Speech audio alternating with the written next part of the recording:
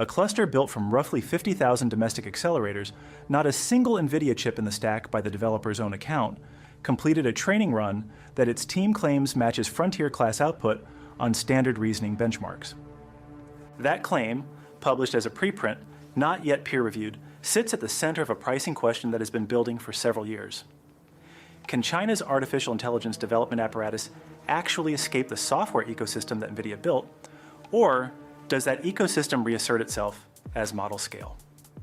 The training run puts two separate wagers on the table at the same moment, and the odds on both just moved. The first wager is architectural. A mixture of experts' design, the reasoning goes, reduces the need for the tightly coupled, synchronous coordination that Nvidia's software ecosystem was built to enable. Train large subsets of parameters as semi-independent specialists, route each token only through the experts it needs, and the communication surface shrinks enough that less integrated hardware can absorb the difference. LongCat, the model that the development group describes in its preprint, is the primary evidence that this wager is not obviously wrong.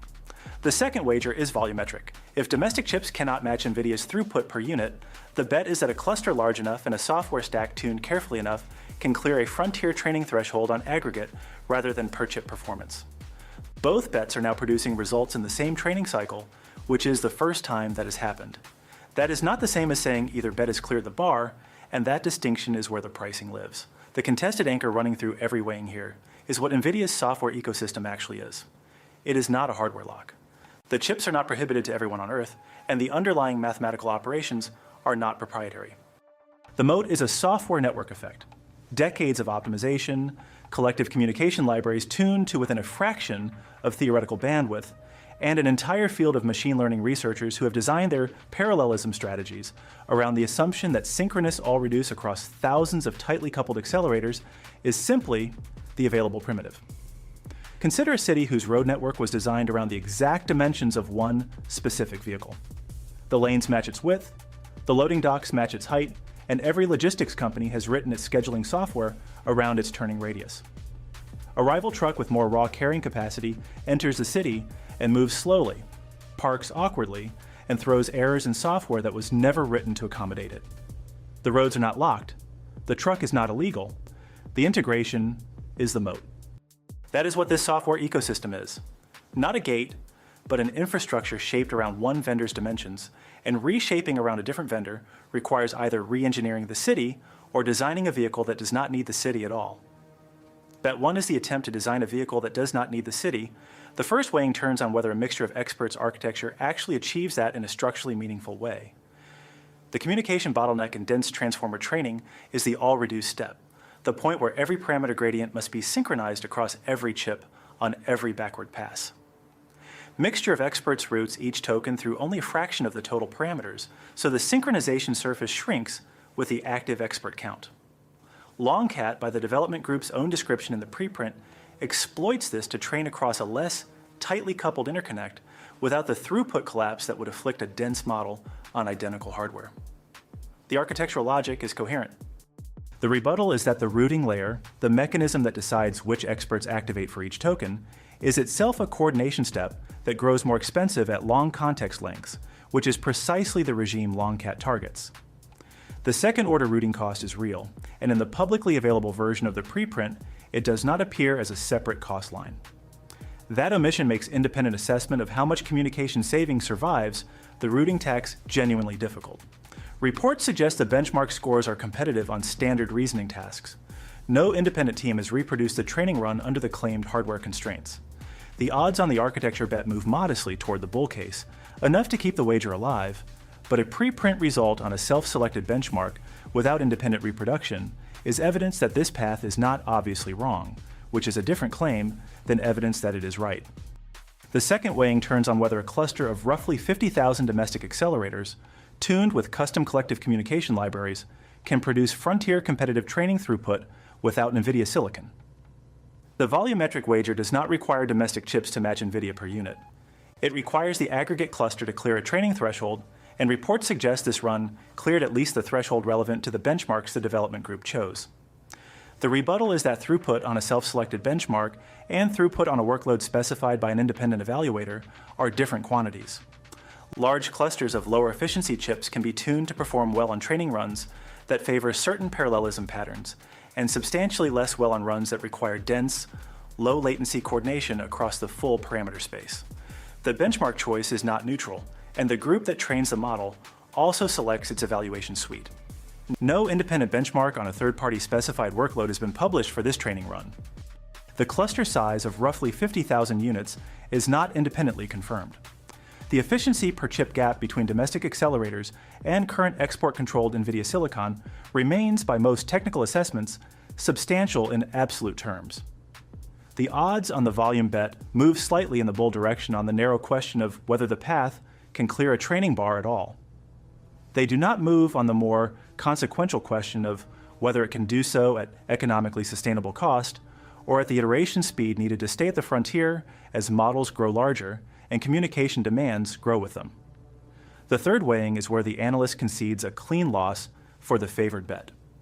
On the metric of training energy per effective parameter and iteration turnaround time, the architecture path does not win its comparison against a well-resourced Nvidia cluster. A mixture of experts model that achieves competitive benchmark scores still consumes, by the general pattern of mixture of experts scaling reported across the field, substantially more total compute than the active parameter count implies, because experts that are not activated during a given forward pass still consume memory bandwidth and were trained at cost. The architectural elegance of routing does not eliminate the energy overhead, it redistributes it. A team with full Nvidia access and a dense model would, on current evidence, iterate faster and at lower energy cost per benchmark point. That is a real loss. It is not a rounding error, and it does not disappear if LongCat's results are confirmed under independent scrutiny. That moves the aggregate line back modestly toward the skeptical case. Not enough to sink either wager, but enough to establish that the efficiency frontier remains Nvidia's terrain, even if the benchmark frontier is genuinely contested. The fourth weighing addresses the structure of the two bets running simultaneously. A mixture of experts architecture trained on a domestic accelerator cluster at scale is a joint test of both wagers in a single training run, and a result that passes benchmark scrutiny would offer evidence for both the architectural claim and the volumetric claim at once. The rebuttal is that a joint test is also joint entanglement of uncertainties. If the result is challenged on benchmark selection, on hardware provenance, or on reproducibility, it becomes impossible to isolate which wager failed. What reads as strategic coherence prices as correlated risk, the two bets either land together or fall together.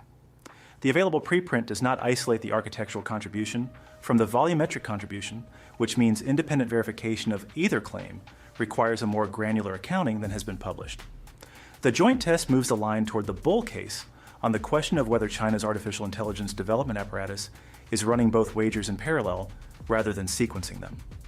The correlated risk structure keeps the bear case well priced as a hedge against that movement. The decisive weighing rests on a claim that is structural rather than performative. The most consequential piece of evidence is not the benchmark score. It is the hardware provenance claim.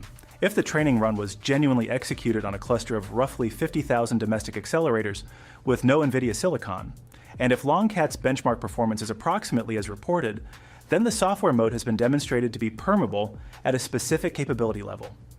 Previous domestic model results were competitive on benchmarks, but ambiguous on hardware provenance. This run, if the hardware claim is verified, removes that ambiguity for at least one capability tier. That is why the odds shifted after this particular run, rather than after earlier releases.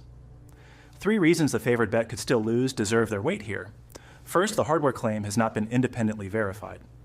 Reports suggest the cluster composition, but no third party has audited the training infrastructure, and in a domain where benchmark presentation is well documented as selective, the hardware provenance claim carries as much pricing weight as the benchmark score while being the weaker sourced of the two. Second, the benchmark suite was selected by the development group.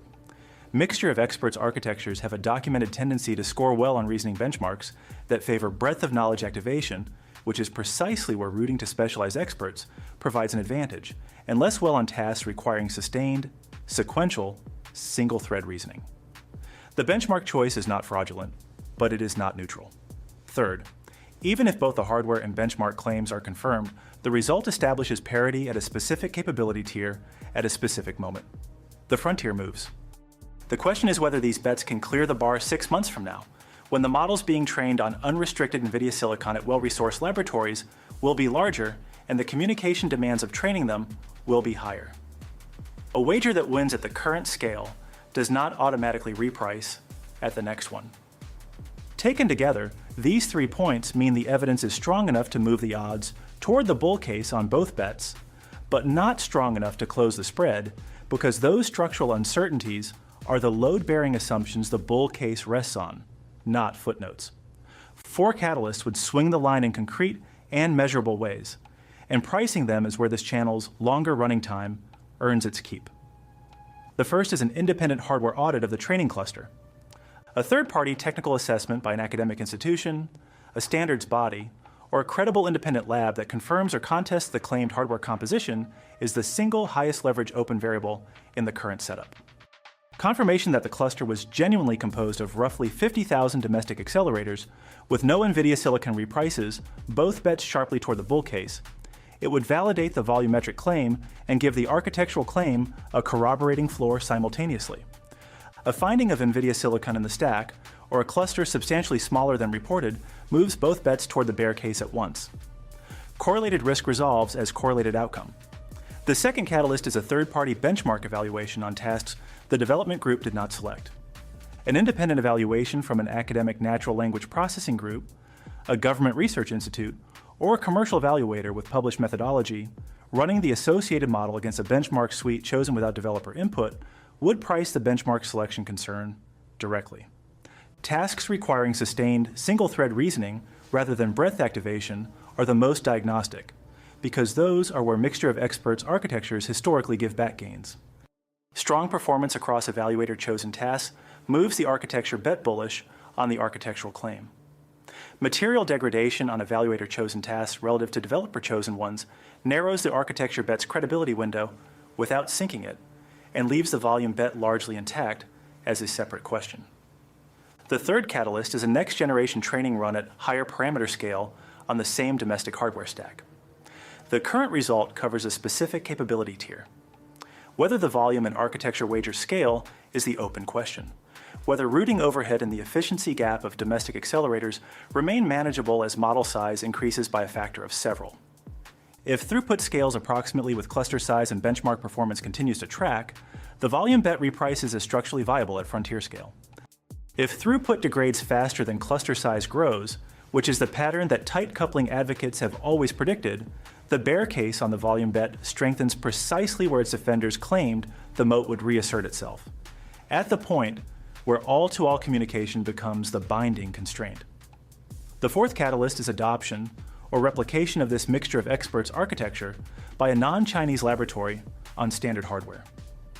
If a Western lab, academic or commercial, achieves comparable results with an architecture substantively similar to the one described in the LongCat preprint, it would confirm that the architectural insight is real and general, rather than an artifact of hardware necessity. The odds implication is directional. Architectural confirmation without strategic differentiation reprices the architecture bet as technically credible, but strategically less distinctive.